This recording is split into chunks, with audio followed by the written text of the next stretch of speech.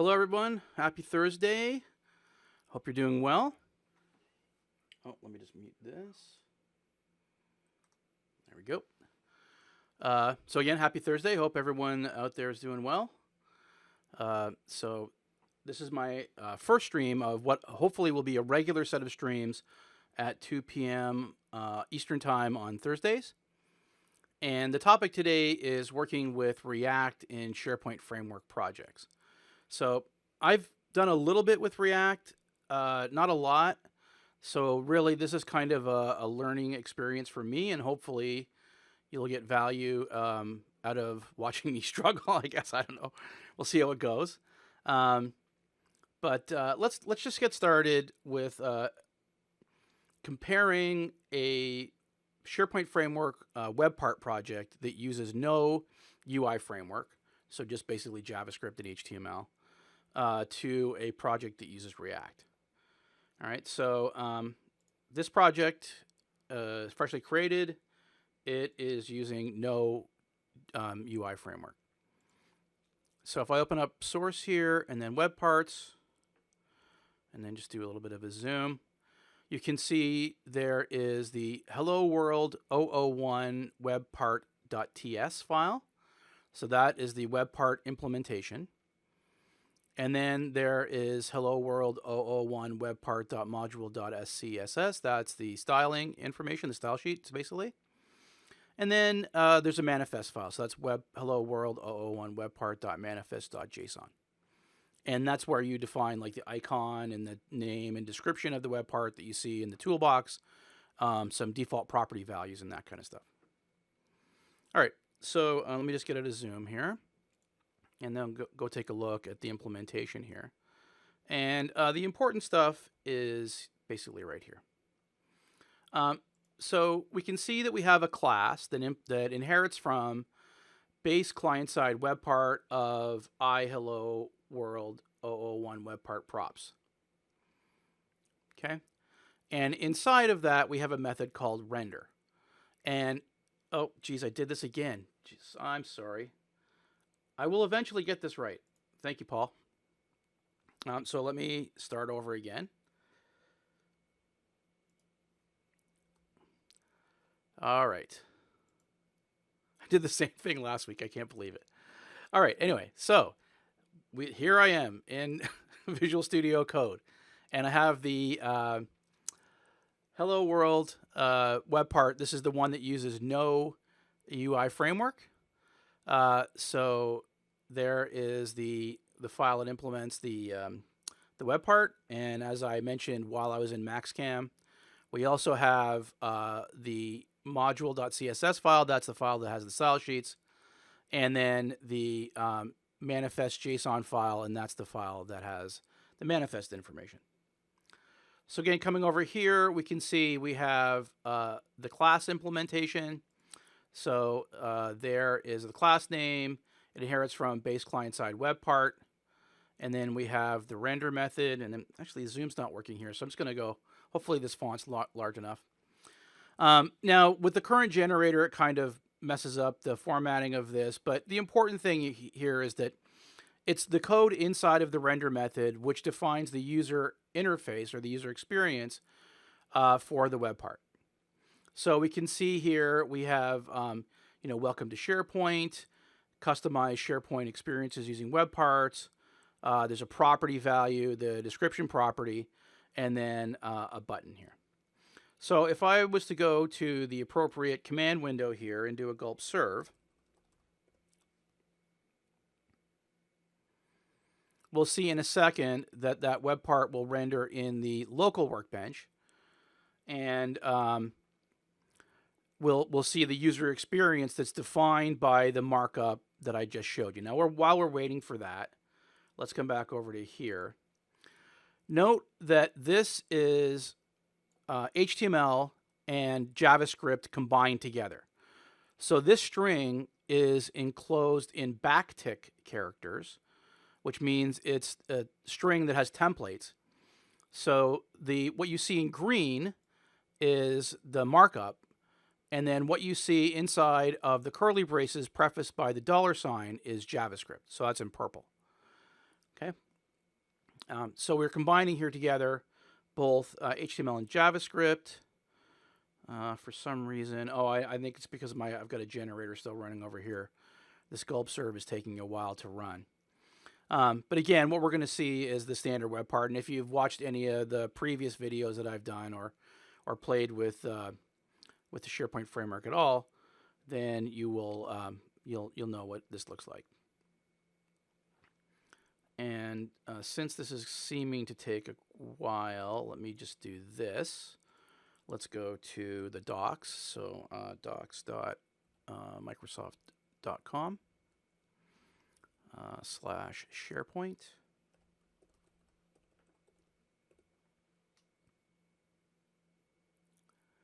And then we'll go to the developer docs.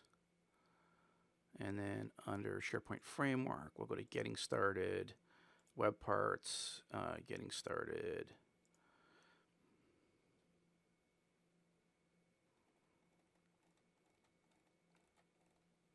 Let's see if we have a screenshot here of what this looks like. There we go. All right, so there you can see the Welcome to SharePoint, customize the SharePoint experiences using web parts, and then that property value. So that's what eventually we would see in the local workbench when this starts running. I think I'm going to have to just kill this process because it just seems to be slowing down my machine too much. So let me do that. There we go.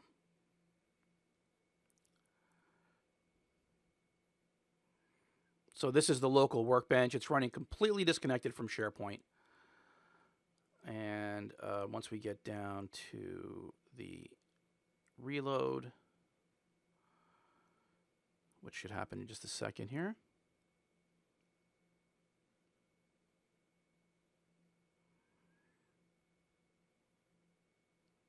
There we go. I can go ahead and open up the toolbox and then show my web part. And there you can see the exact same thing we saw just a second ago in the docs. All right, so that is a web part using no JavaScript framework or no JavaScript UI framework. Now let's take a look at a web part that uses React. So again, over here we have the source folder and then web parts. And we have two of the same files we had previously. So we have the web part implementation, hello world react 001 webpart.ts. And then we have the manifest file. But what we didn't have in the other project was this components folder and then the files inside of here. So this is where the React component lives, and that is hello world react 001.tsx. Okay, so I'll get out of Zoom. Here's our web part implementation. You can see we still have a class that extends base client-side web part of a property interface. But now inside of our render method, instead of defining the user experience here, what we're instead doing is creating an instance of a React component and then delegating the responsibility of rendering out the user experience to it. Okay, so you can see that we're rendering the Hello World React 001 component, and it's a React element that of I Hello World React 001 props. Okay. So here is the I Hello World React 001 props. It indicates that the properties that are going to be passed to the component, or there's just one property that's going to be passed to the component. It's a property called description of type string. And then here is the actual implementation of the React component. So you can see that this class extends React component of I Hello World React 001 props. It has a render method just like we did in the web part in the previous example. And then here, this is not a string. In React, it natively supports this syntax where you can sort of describe what you want your markup to look like, and then it will render out the appropriate JavaScript to give you that user experience. And basically, you can see that this, what we're seeing here is virtually identical to what we saw previously. So if I come over to this console window and do a Gulp Serve,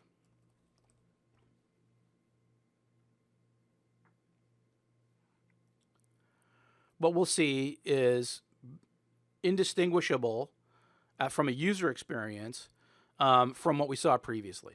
Okay, so we're just going to see the same web part come up. It's going to say welcome to SharePoint. It's going to have that comment about what customizing user experiences using web parts, and then there'll be the property that's available to us.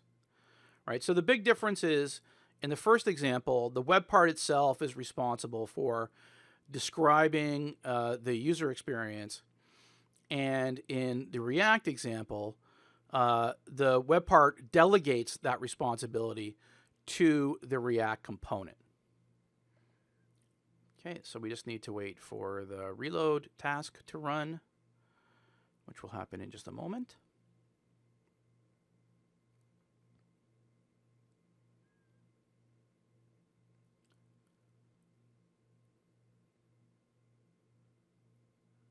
And then this page should reload when that happens. Not sure why my virtual machine is running so slowly, but hopefully that won't be the case for the rest of the demo. There we go. And we can open up the toolbox and then go ahead and show the web part. Okay, so that describes the differences between the two kinds of web part projects, the No UI framework and the React framework. So what I'm going to do is just, excuse me, I'm going to just update this project with one of the demos I do in my conference talk that introduces people to the SharePoint framework. Okay, so first off, I'm just going to clean up that markup just because it annoys me. So I'll come back over to here. Basically, I'm just replacing that markup you saw with exactly the same markup, just indented correctly. And then the only thing I need to do is just update my styles. So this is Hello World 01. Okay. So that there was no change there. It was just a formatting thing. So what I want to do is I want to show the lists in the current site. So the names of the lists, and we can put their IDs in there as well. All right, so to be able to do that, I'm going to add a couple import statements. Actually, I only need one. So again, adding an import statement is like a using statement in C#. We're basically just making the editor aware of a type that lives in, instead of an assembly, in this case, it lives in a package. Okay, so we're going to use the SP HTTP client type. And then I'm going to define a couple interfaces. So let's grab that code there and then put them down here. And these describe the shape of the data that I'm going to get back when I make the REST API call to get information about lists. So when you make the REST API call to get the names, or basically the objects that represent the lists from SharePoint, what you're going to get back is an object that has a property called value, right there, or right there, one of the two, depending on where you see my cursor.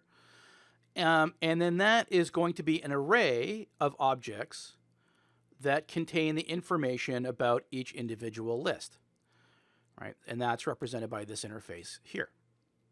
Okay, so all lists have an ID property. All lists have a title property. They also have other properties, but in this case, we're only interested in the two properties: the title, which is a string, and the ID, which is actually a GUID, but we'll represent it as a string in this interface.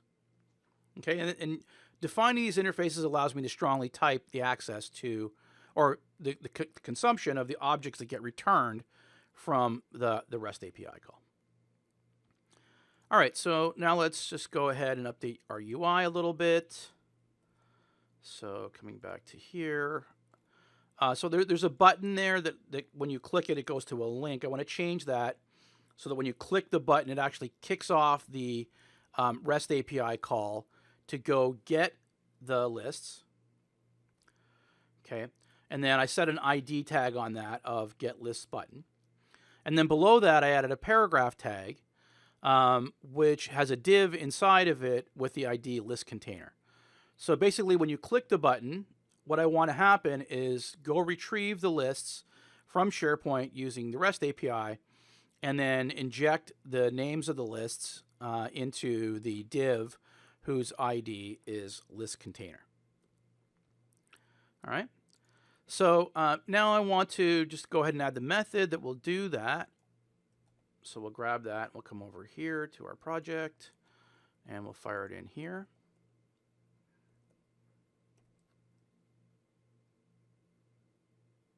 Have I got my... For some reason, it looks like I've got my curly braces messed up. No, that's right. Oh, let me just do this. There we go. Okay. So now let me go ahead and add that method in there. And again, I'll do an Alt-Shift-F to just reformat. All right, so the first line here, it goes and basically gets a reference to the element, this div. Then it sets up the URL for the REST API call. So it's the absolute URL to the current SharePoint site. We get that from this.context.pagecontext.web.absolute_URL. And then we append to that the REST API call. So that's _API/web/lists. And then we're just going to filter out the hidden lists by adding the OData filter right there. And then we're going to use the SP HTTP client object that's given to us on the web part context to actually make the REST API call. This is an asynchronous call, so there's some use of promises in here. But really the important part is this part right there, where we're going to iterate over the data that comes back to us, right? And notice that the data parameter into this anonymous function is typed as iListCollection. And remember, iListCollection is an object as a property called value, and that value is an array of objects that represent the individual lists. So then we can, when we go data.value, that's the value property of the iListCollection, and then we can iterate over that because it's an array and each object is a list, and then we can just go ahead and write out some span tags with the name of the list. And that's what we see over here.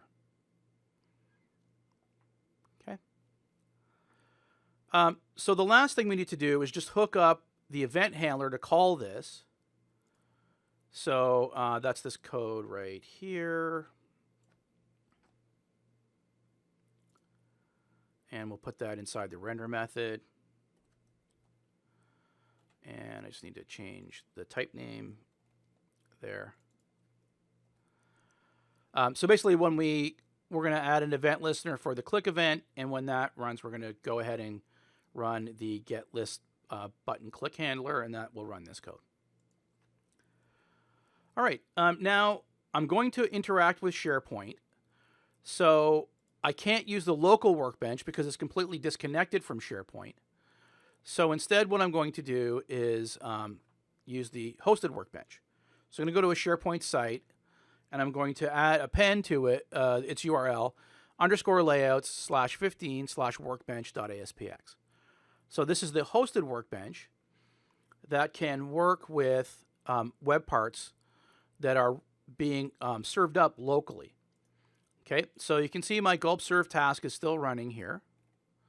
And so now I should be able to go ahead and add that web part into the hosted workbench. There it is. Okay, and did I not change the name on this? Sorry, that's this is the React one. That's why. Okay, so I'm just going to close that one. And let me come back to my hosted workbench and discard that web part. Okay, now this is the one that with no JavaScript framework. So now we'll do a Gulp Serve here.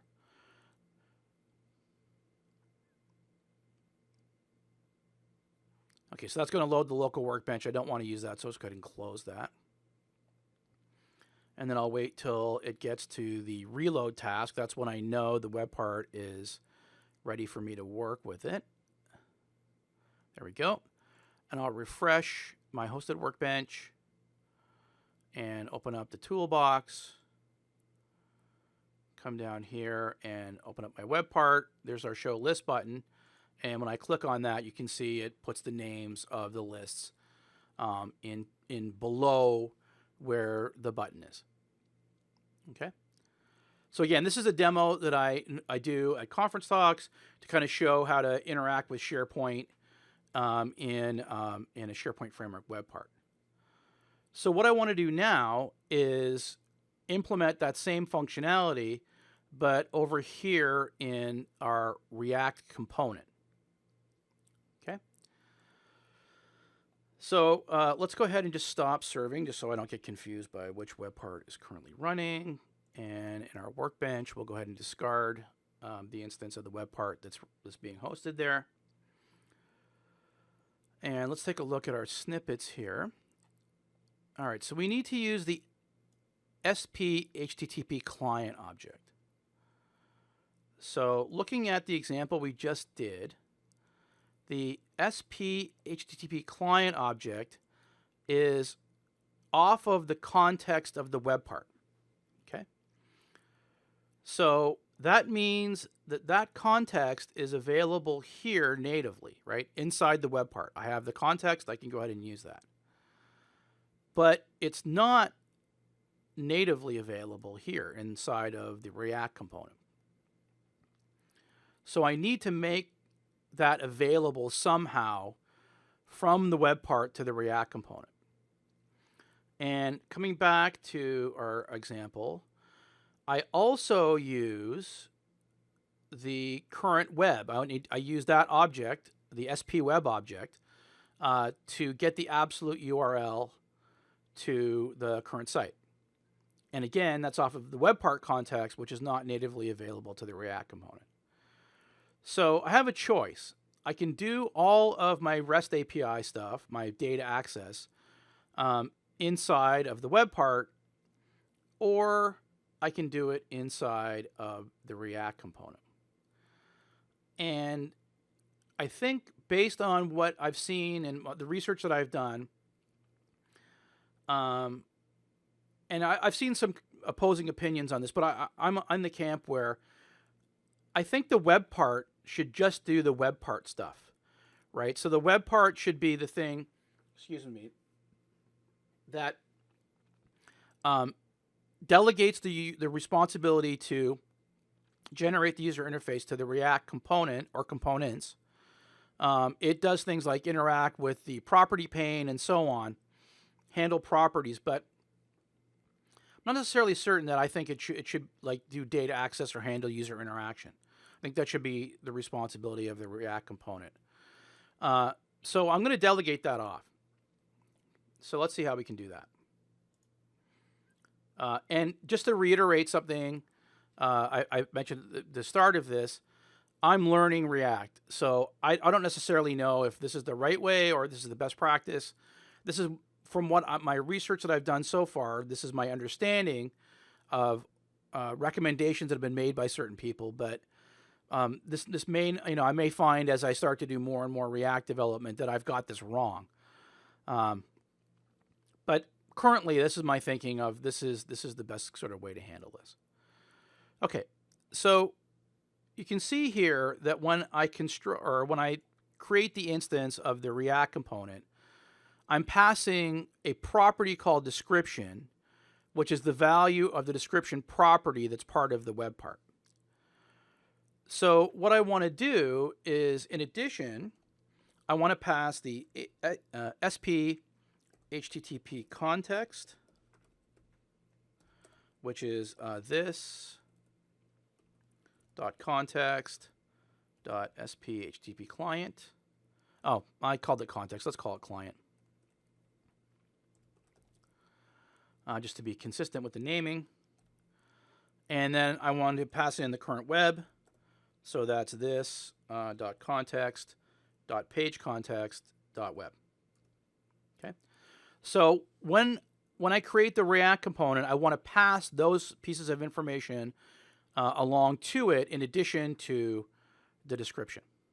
All right. So now what I need to do is I need to update the interface which describes basically the properties that will be passed to the into the React component. So right now there was a description. That's the initial one we had. So we also want to pass in the SP HTTP client object, and we want to pass in the current web.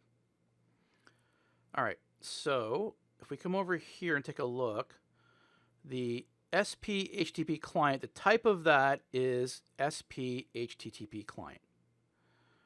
Right? So let's come over here and search for SPFX SP HTTP client.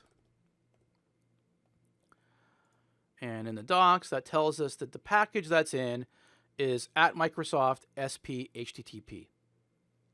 Okay. And actually, if we come over to our existing project, we can see that we had an import for that. So I'm going to do exactly the same import over here to make this interface aware of that type. Okay, so now I can go ahead and add in a new property called SP HTTP client, which is of type SP HTTP client. And now I want to do the same thing for the web. So again, coming back to this project, if I scroll down, we hover over web. Its type is SP web.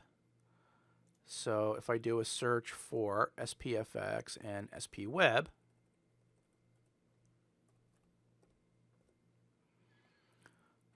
we can see that that is in page context. So SP-page-context. Okay, so I'll do another import here. So import and open and close curly braces from, and then a string. And that is, okay, at Microsoft /SP underscore, was it page context? There we go. And the type I want to import is SP web. And now I can say here that this is getting a web of type SP web. All right, so let's go ahead and save that file. Let's go ahead and save this file. We should notice that all the squigglies are gone now here because this interface, or basically these properties, now match this interface, which is what we need. And then now we could come over to our React component itself. And what I want to do is update the UI. So I want to modify this button to be the button we click when to show the list, and then I want that paragraph tag. So let's go grab this here and paste that in. Okay, so we need to just change this a little bit. So when we're describing this markup in a React component, to say what the class is, we actually use an attribute called class name. So class name will, when this markup gets, oh, sorry, let me just do that again. When this markup gets converted into JavaScript, that will define the class. So that's good. And I need to do the same thing here. And I need to do the same thing here. I need to get rid of that guy. All right, so there's our button. It's called GetList button with our class name, and there is our paragraph tag. Okay, that all looks good. And before I get too much farther, I just want to note that at this point, I'm trying to reproduce what I did in the previous example as closely as possible. What I'm going to do is what I don't think is the proper way to implement this, to start out with, just get it working, right? To just see, okay, well, if I took what I did in the previous example, the project with no UI framework, and just implemented it as closely as possible in the React one, could I get that working? Right, so that's kind of the lane we're in right now. And then what we'll do is we'll iterate on this to try to improve it, to make it more, I guess, architecturally sound or architecturally pure would be the way to describe it. All right, so we've got that. Now what we need to do is add the code to have a button, the button click handler. All right, so there's our render method. So let's just go ahead and add that here. And I'll do an Alt-Shift-F to reformat. Okay, so we've got the SP-HTTP client. So we need to do an import. So let me just go ahead and grab this import here and add it in over here. So that should resolve that. iList collection. Okay, so we had those two interfaces. Let's go grab those. So these guys here. And this is our React component. So let's add those interfaces here. And that should resolve that. It does. Okay, so this .dom element. So in the web part, and it's the same in both cases, you're given an object called DOM element, which is part of the web part, or which is a property of the web part. Okay, and basically you interact with that, and then the SharePoint framework will then say, okay, I'm going to take what you've told me and inject it into the proper place in the page in SharePoint. Okay, so you interact with this object, and then whatever you do to that object gets reflected in your web part. Right, so we have the same thing in this example. Right, we can see this .dom element. But that element doesn't exist in our React component, right? So I guess there's a couple different ways to handle this. I mean, I could use the actual button and then go to its parent and then do the query selector from there. That's kind of hacky, but it solves the problem. So...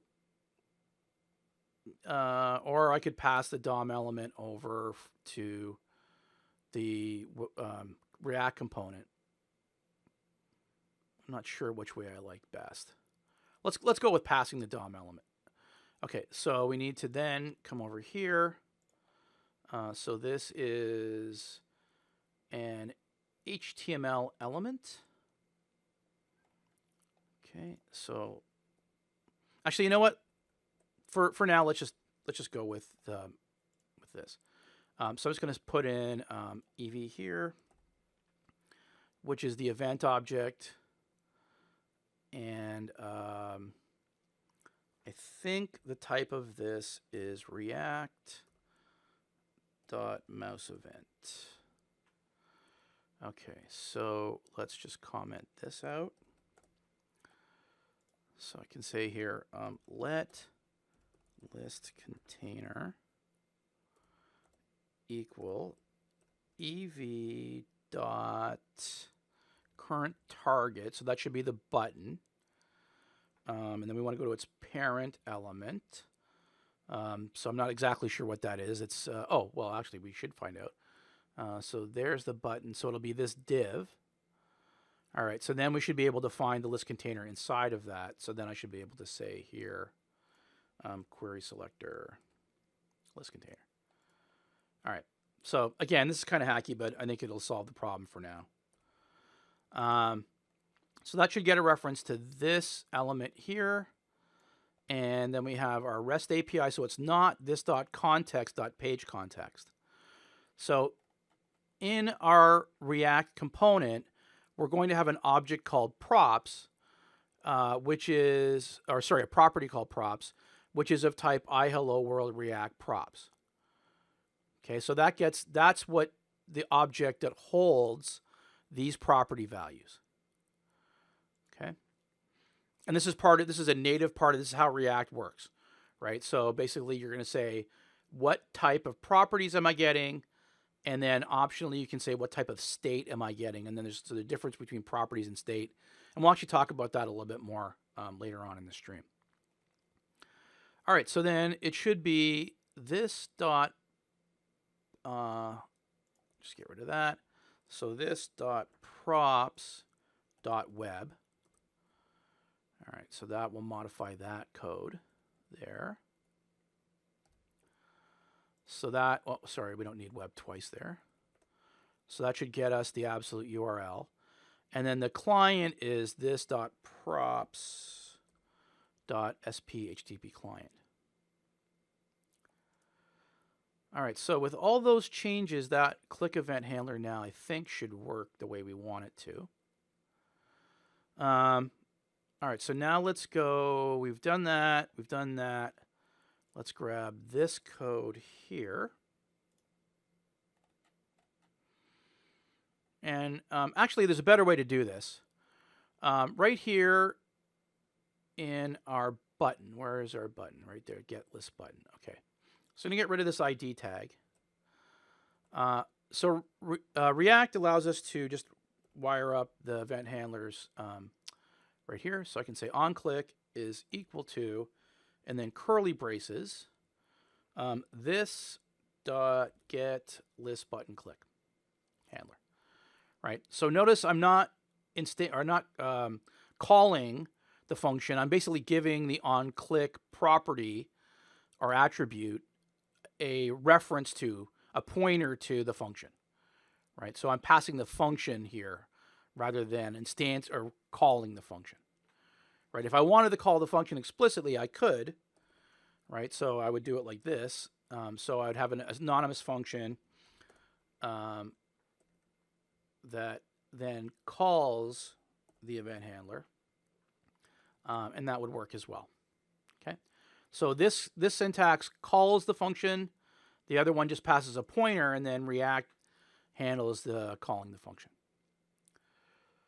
All right. So I think this should be everything that we need to try to see if this will work. So let me go ahead now and do a Gulp Serve here. Actually, before I do that, let's just go to our Workbench and grab that URL.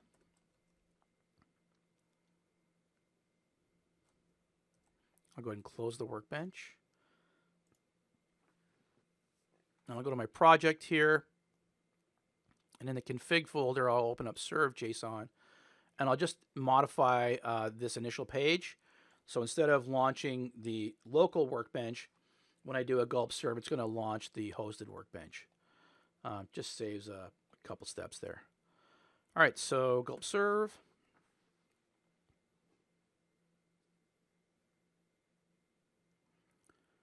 All right, so you can see it opened up the hosted Workbench. And now we just need to wait for the reload task to run to know that our web part is ready for us to test.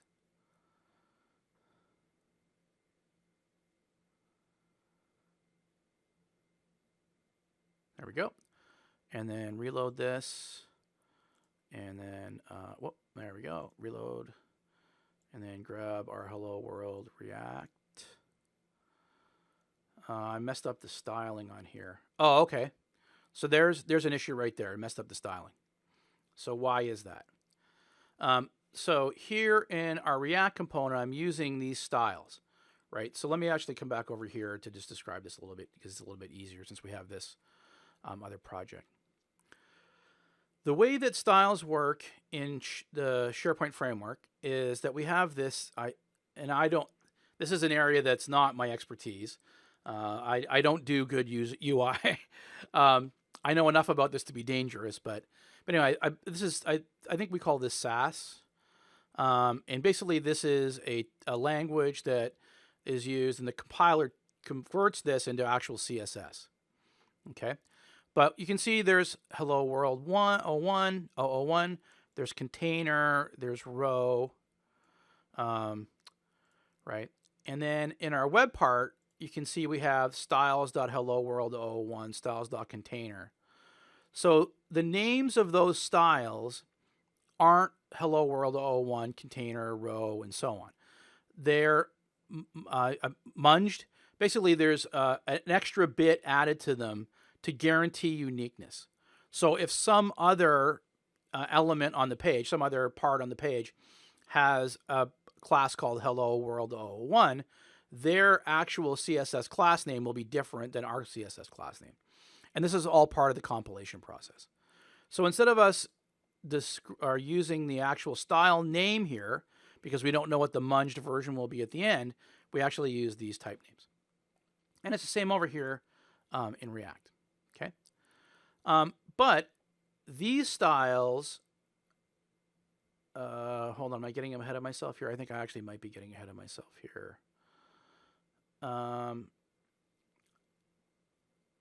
Yeah, I am getting ahead of myself. Sorry, I did a little bit of preface for something that's going to happen actually later on. But these styles should be defined here. So we do have button. All right, so that should be fine. And oh, this is it. This is why. Hello World React 001. That's what I need to change here. Oh, no, that's right. Class. Oh, it's this, the $sign. Sorry, I just need to get rid of that, and I don't need the quotes. That's what the issue is. Okay, so get rid of that, and get rid of that, and then get rid of that. All right, let's try that. So I'm going to save here. This should cause our project to recompile.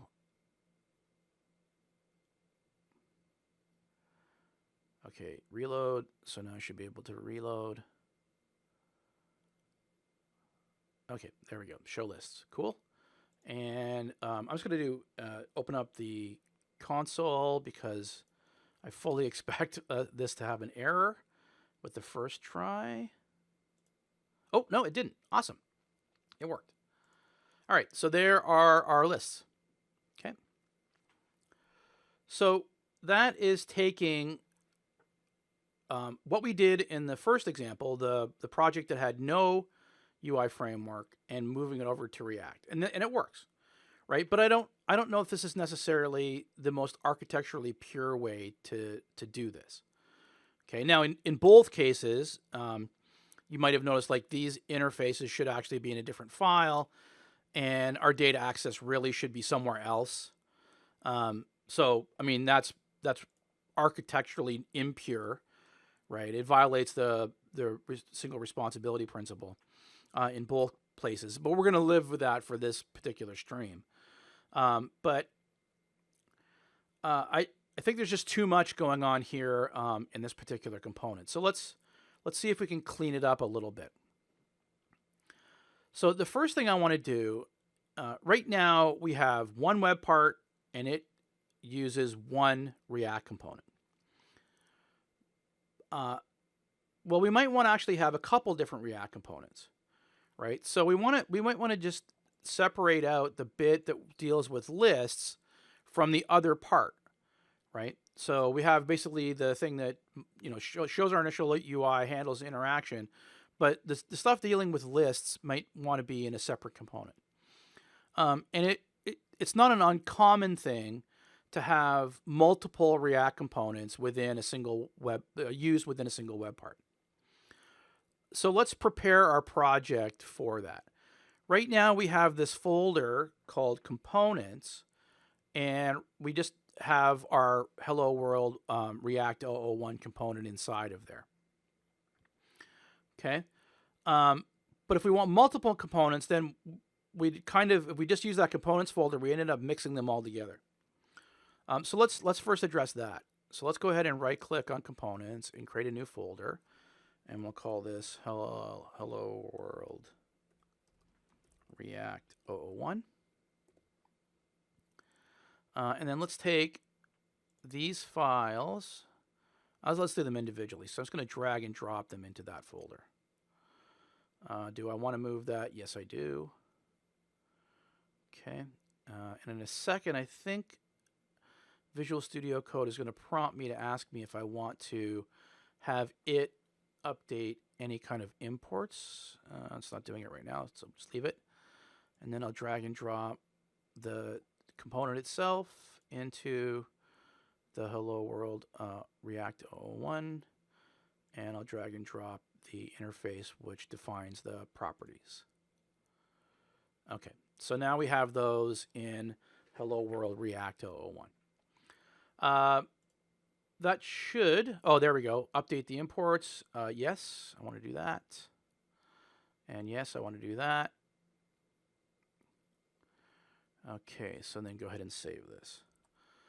All right, so now you can see that here, this import for hello world React 001 is now coming from components, hello world React 001 folder, and then hello world React 001 TSX. And then there's this, and you can see the build has now succeeded. Okay, so there's our Gulp Serve. And if we go ahead and refresh this and click the button, you can see that it's still working. All right. So now we have that component inside of its own folder. So what I want to do now is I want to extract out the stuff that shows the lists into its own component. Okay, but I still want the data access to be in this component. So this is kind of like, you can think of this as kind of like the parent component, and it has a child component.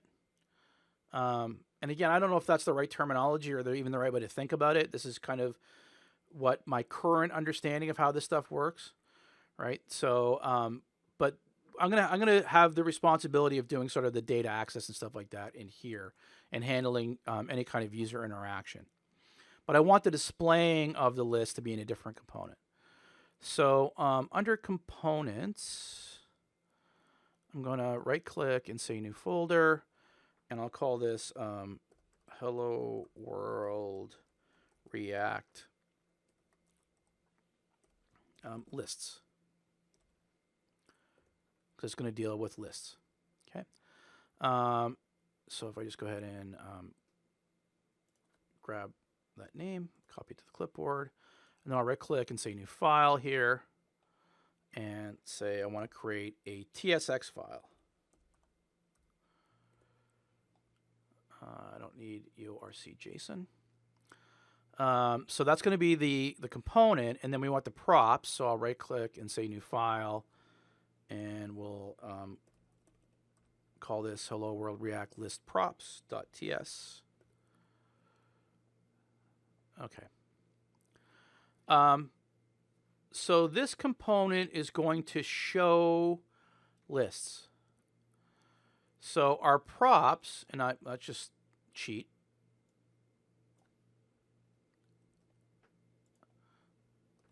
So we'll call this is I hello world React lists props is going to have a property called, do that, lists, and that's going to be of type iList collection. Okay, and notice that when I did that, it automatically added the import for me. Okay, so we've got that. That's cool.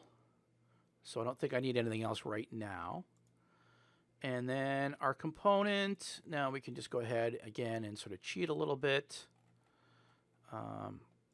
So just copy and paste all of this for now, and then we'll trim it out.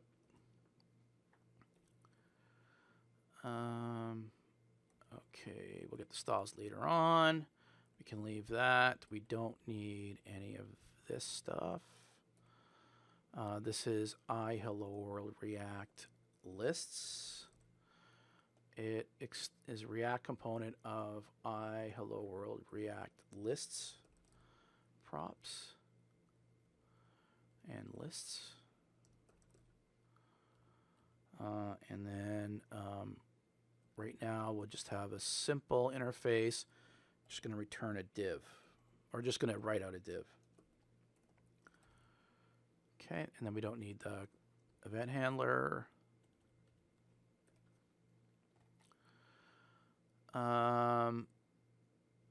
Okay, so this import is wrong.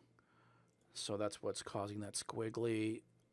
Okay, so this is I hello world React lists props. Is it list or lists? What did I call it? Lists props. I hello world Reacts grab that and add that in there.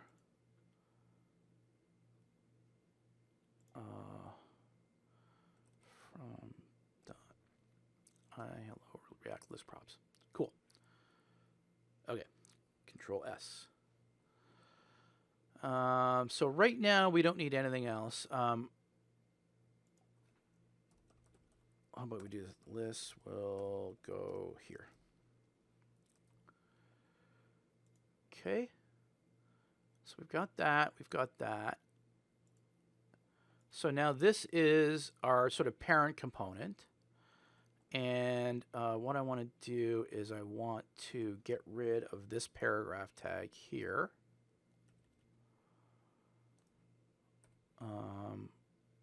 And I want to create a new row and a new column. So let me just grab these divs. So this is the end of the row. So I'll create a new one there. I'll just close those off. So /div. And then /div.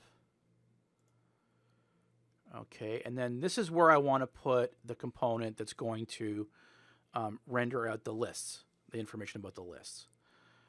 Okay, so I need to add an import for that. So that is import from /hello world React lists, hello world React lists.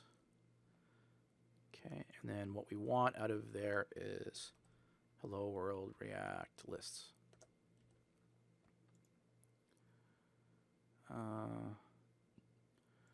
Okay, and then now we should be able to come down here and add that tag in.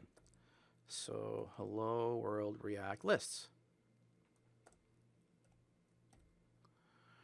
Okay, so we can, within a React component, we can use another React component just like we would any other kind of HTML tag.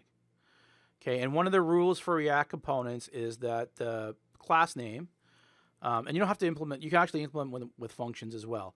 But basically the name of the React component should be camel case, and it should start with a capital letter rather than a lowercase letter, because that way we can distinguish between HTML tags, which will use lowercase letters as the first letter, versus React components, which will use a capital letter. Okay, so let's see. I've indicated that we need lists. Okay, so up here for now, let's say let lists equal lists, which is of type iList collection, equal a literal object, which has a property called value, which is an empty array. Okay, and then we're going to pass the properties. This React component expects a property called lists, which is of type iList collection. So we'll say here lists is equal to this. Oh, actually, that's that's within the method, so it's a local variable, so it's just lists. Okay, so that's how we pass using this syntax, that's how we pass the property value to the React component. Okay, so this code won't work anymore. It doesn't really matter, but let's just go ahead and comment it out for now. And then save this off. Okay, so what we expect now is we should see the same user interface as before, but underneath the button, there should be the text lists will go here. Okay, if I've done all of this correctly, which I hope I have. No, we got a build failed. So let's see here.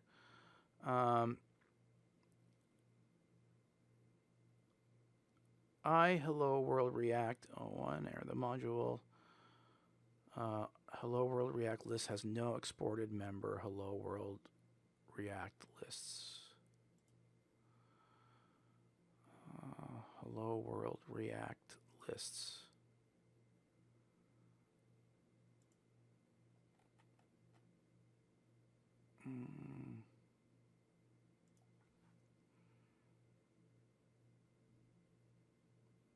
Okay.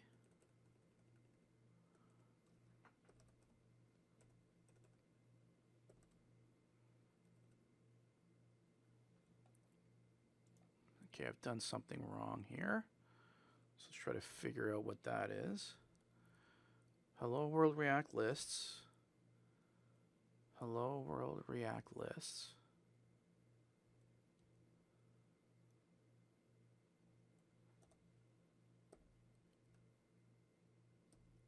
Hello world React lists.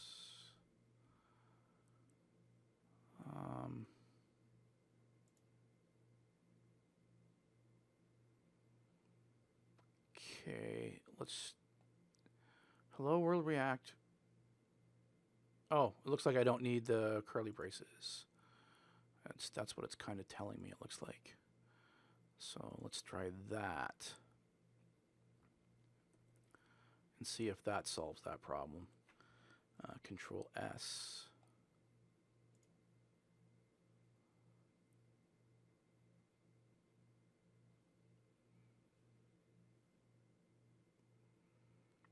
Okay, there we go. Reload.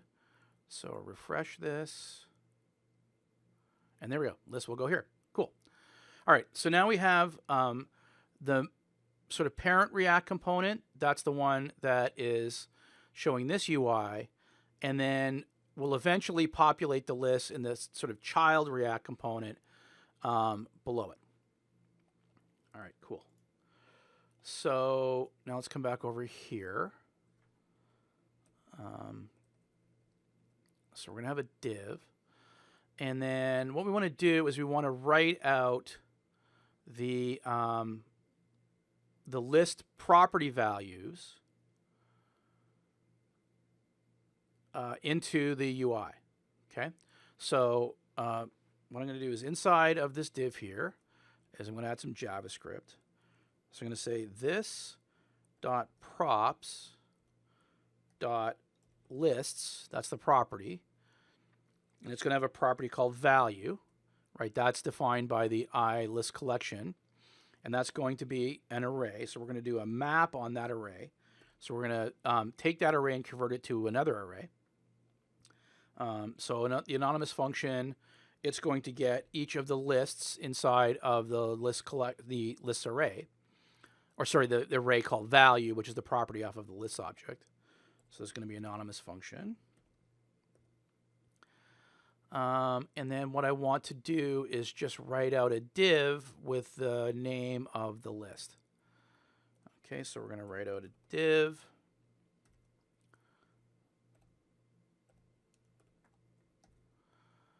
And inside of that, we will have the list.title. And let's put the ID as well. So we'll say ID colon. And then beside of that, we'll do list.id. Okay. So what this is going to do is there's going to be an enclosing div, which will be sort of the container element. And then inside of that, we're going to go iterate over the lists collection, or sorry, the value array that was part of the list object we were passed. And then for each object inside of that, we're going to write out the title and the ID. Okay. So Control S. Okay.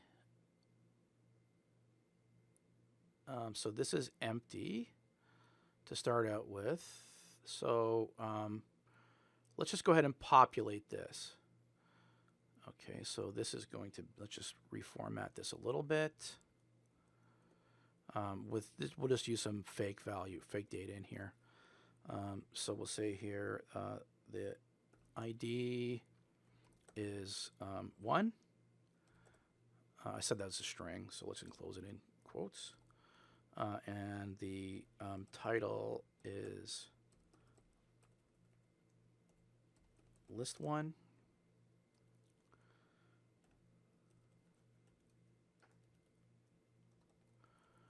And then ID 2 and 3 and list 2 and 3. Okay, and I don't need that last comma. Okay, so what we should expect now to see below the button, without even clicking the button, right? Because this is happening when we first render out the object, we should see those lists show up. All right, so we're down to reload. I'm missing a semicolon. Okay, I missed a couple semicolons. I can fix that later on. That's not really important to the demo here. So let's go ahead and refresh. Oh, that didn't work. All right, so let's go F12 here. And let's see if we have any errors. I don't see any errors.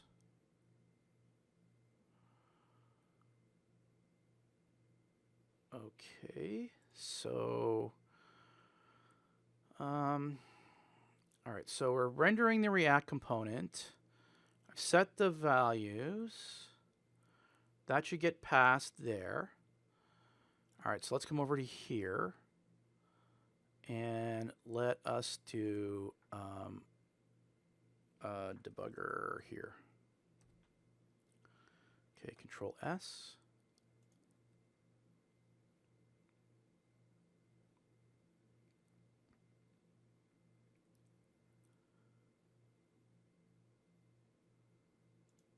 Okay, so refresh.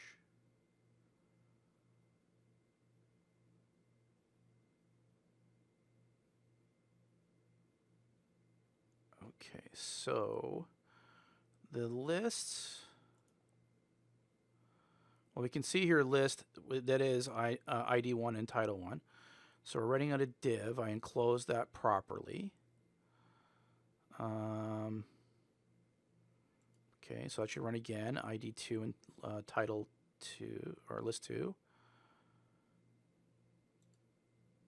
And then 3.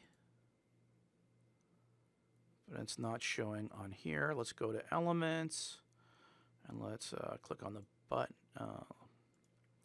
Select. Why can't I select the button? Well, let me select the button.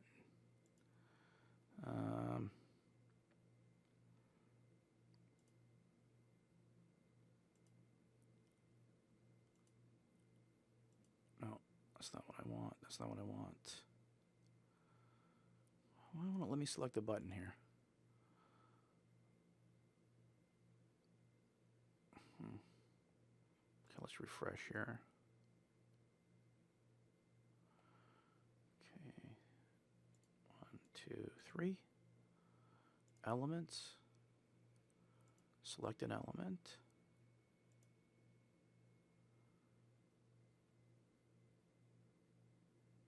Okay, I'm not exactly sure why I can't select that button. Add a new web part. No, we don't want that.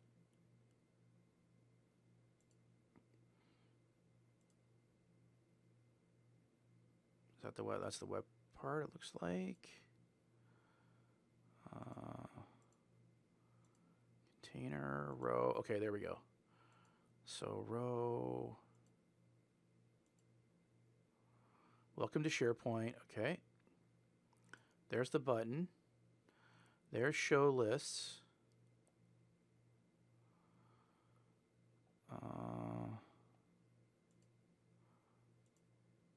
And there's our empty div. Oh, okay, I think I know what I did. I need to return. I think this is what I did wrong.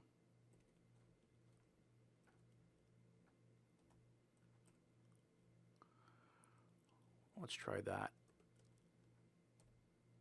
Okay, Control S. See if that fixes the issue.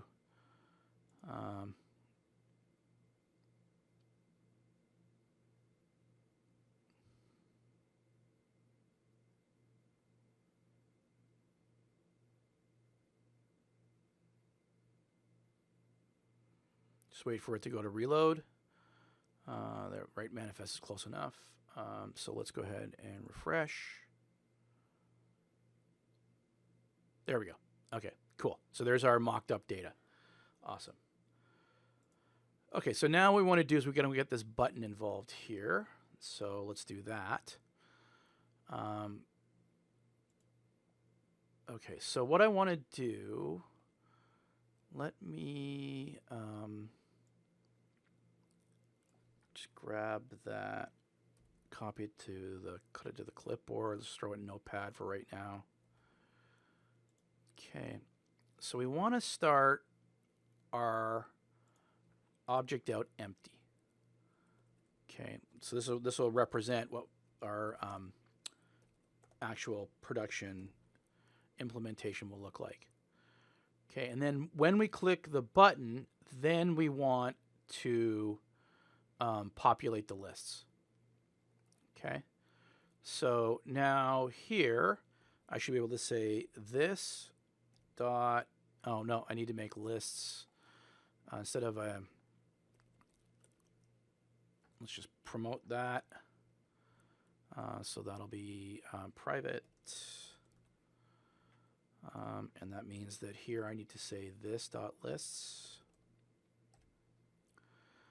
So this dot lists is equal to an object that has a property called value, which is an array. And then that array looks like, where is it? This. Okay. All right, so when we click the button, we should then update the lists, and we'll see how that affects our web part. So to just make sure that things are running as we expect them, let's throw a debugger statement here, and let's copy that. And also let's throw a debugger statement in just inside a render. Let's just make sure render is actually running.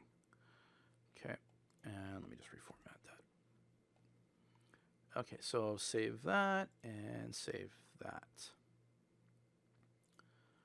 So come over here.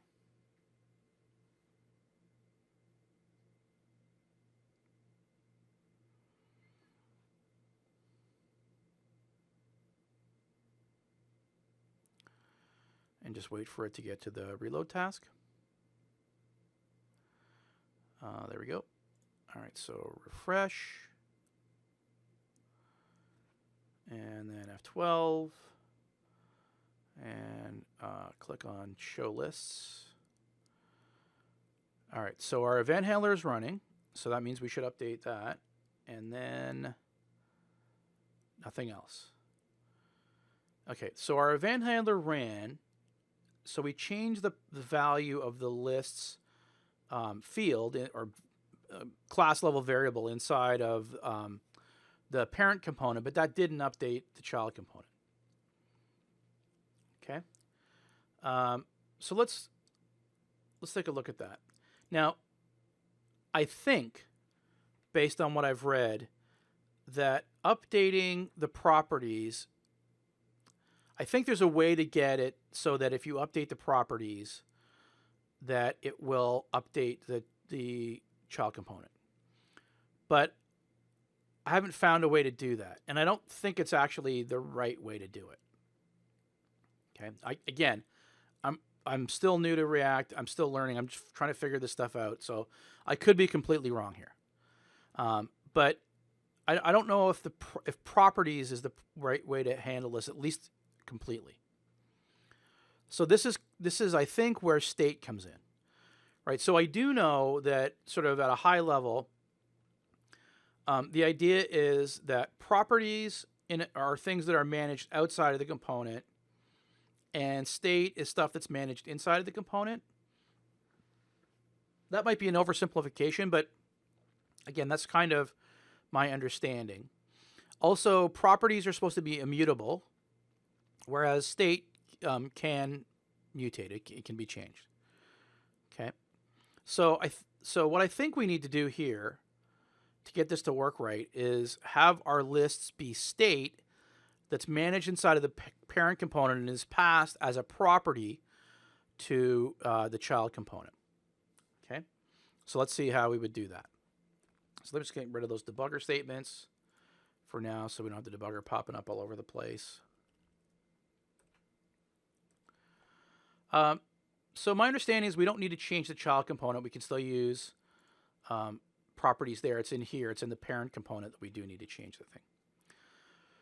So what I need to do now is introduce a state object. So remember I said that React components can have properties and they can have state. Okay. So what I'll do is underneath the Hello World React 001 folder, I'll create a new file. I'm going to call this Hello World React 001 state.ts.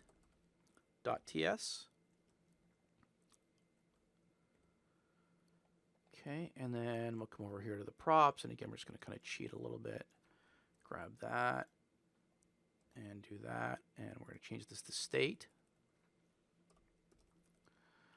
And our state is going to be an object called lists, which is of type iList collection. Okay. So now I'm going to say that I don't think we need the props anymore. That this component will use properties that are defined, what the properties are defined by that interface. And then also use state, which is defined by Hello World React 001 state. Okay, and then that should have added in the appropriate import statement. It did for me. Okay, so now I need to initialize the state. I've said that the state is list, but I need to initialize the state rather than initializing this. Okay, and then that is done in the constructor. So I'm going to have a constructor, and it is going to take in two values as parameters. One is props, which is of type Hello World React props. And it's going to take in state, which is of type Hello World React 001 state. Okay, and the constructor needs to call its parent constructor or the base class constructor. So that's super. I need to pass in props there. I think that's good. Okay, and then here I need to initialize the state. So I can just grab, I think I can grab that and say here, this dot state dot lists is equal to, okay, let's just do that. So this dot state dot lists, I don't need to tell it what type it is, it should know that, is equal to that. Cannot assign list because it is a read-only property.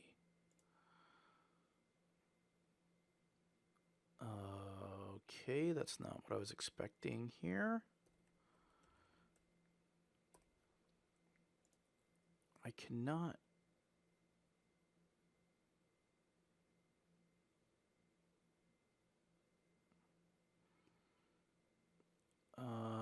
Okay, what did I do wrong?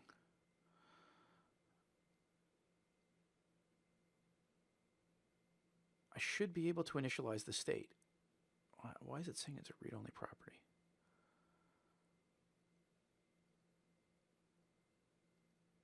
Okay. So I've done something wrong here. So let us do this. I know there's a sample out there in the SharePoint Framework web parts sample GitHub that shows how to do Crud Operations with React. So let's do that. So let's search for SPFX web part part sample React Crud.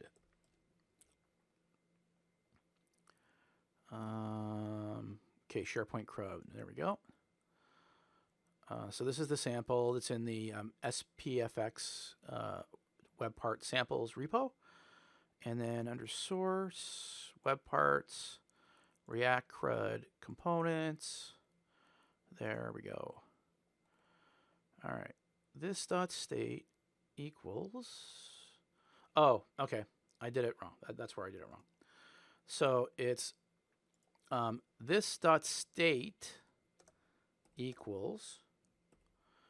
We're going to have a property called lists, which is another object which has a property called value, which is an empty array.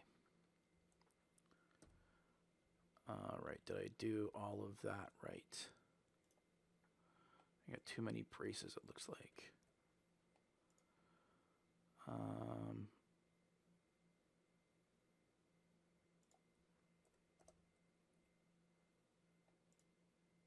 This dot state, no, I've done this wrong. Okay, hold on. Okay, this dot state is equal to an object. Okay, that should be right. Okay, list is missing the type. Property list is missing in type. Okay, so it's an object. Lists.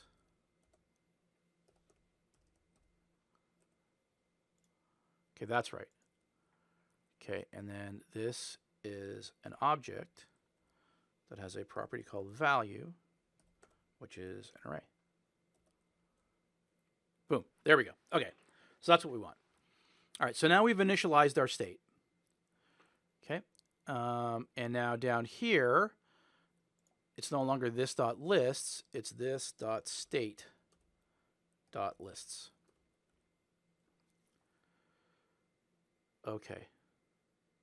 So that all looks good. Now in the button click handler, what you might think you need to do is say this dot state dot lists, and we've already figured out that didn't work, right? So then you could say this dot state is equal to, and then set the object in the same way we set the object up here. But that's actually not the way you do it. The way you do this is by calling a function. So it's this dot set state. Okay, and then that's a function. And just get rid of all of that.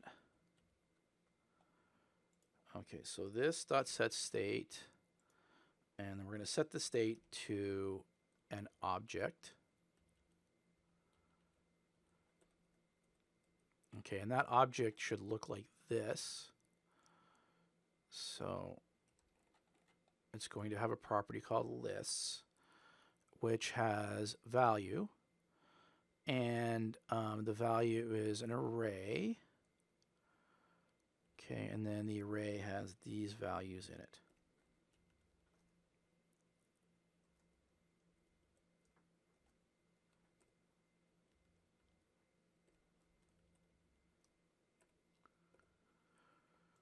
Okay, so when we click the mouse button, we're going to change the state using the setState method, and that should trigger the child component to actually re-render. Okay, if we've got all this right. So let's go ahead and save. All right, so this should now do its work. Okay, we're down to reload. So let's go ahead and refresh.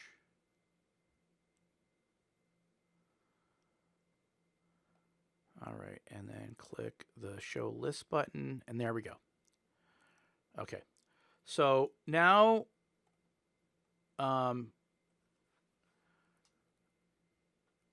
we are having, when the button gets clicked, we're updating the state to a hard-coded set of values.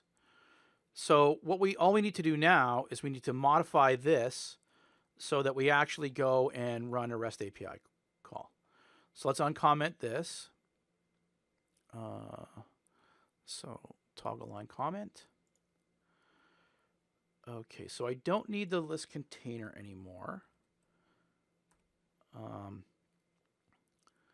do need all of that. I don't need this. We actually need to handle errors a little bit differently. So for right now, and that's kind of beyond the scope of this stream. So let's just do an alert. If there's an issue there, there's a better way to handle that, but for right now, let's just do that. And then, so here's where we actually have our list object data from the REST API. So it should be this.setState, and then an object who has a property value called lists, and then that the value of that property is the data that gets returned from the REST API call.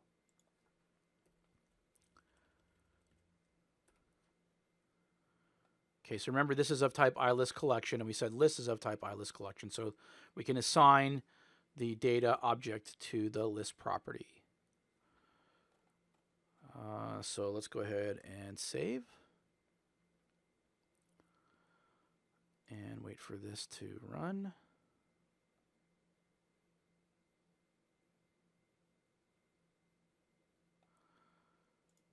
Okay, and then refresh. And here is the moment of truth. Boom. There we go. So there's the actual names and IDs of the lists from SharePoint. Okay. So again, I'm not certain that this and I always hate to use the term best practice, but from a recommended practice standpoint, that this is the right way to go. I'm still trying to get my head around where I think that you should use multiple components versus a single component. Like again, when I first started out, I put everything inside of this one component, and it worked, right? So I'm not saying that I mean, technically it works. Just from our architectural standpoint, it might not be the most pure implementation, but that's not always the most important thing, right? We should strive for architecturally pure applications and implementations. But when you're first learning this stuff, honestly, getting stuff working has a lot of value too, right? And then as you get more and more sophisticated, in this case with React, and its use inside of the SharePoint framework, then you can start to refactor what you've done previously or improve upon the architecture of what you build moving forward. Okay. So there's lots of material out there on this. So let's go to, is this in the I don't think it is. Hold on. So let me just do aka.ms/spfx training. SPFX training. Did I type that in correctly? aka.ms SPFX training. There we go. So this takes off to an Microsoft Learn learning path around SharePoint Framework. So getting started with SharePoint Framework. Develop web parts. Enable.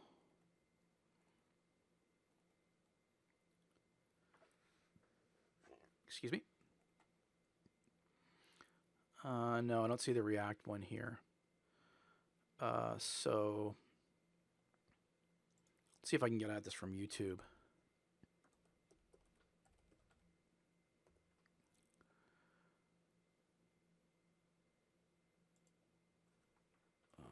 SharePoint Framework React.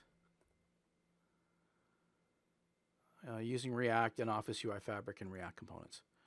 Okay, so here is a YouTube video that covers basic React with SharePoint Framework. And I believe, let's see here, it should have a link to a GitHub repo that has a few different labs that talk about how to do this. Okay, So again, if you just search for in YouTube SharePoint Framework React, you can find the video. The video walks through the labs. It also walks through a set of slides. And then in the comments there, you can get to a GitHub repo, which has the hands-on lab instructions, which talks about working with React. Let's just see what the docs have to offer. I'm sure there's stuff in there around in the docs too. SharePoint Framework, web parts.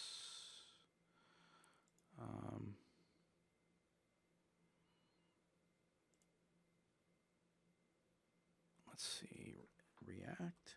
Is there stuff in here? Office UI Fabric, React components.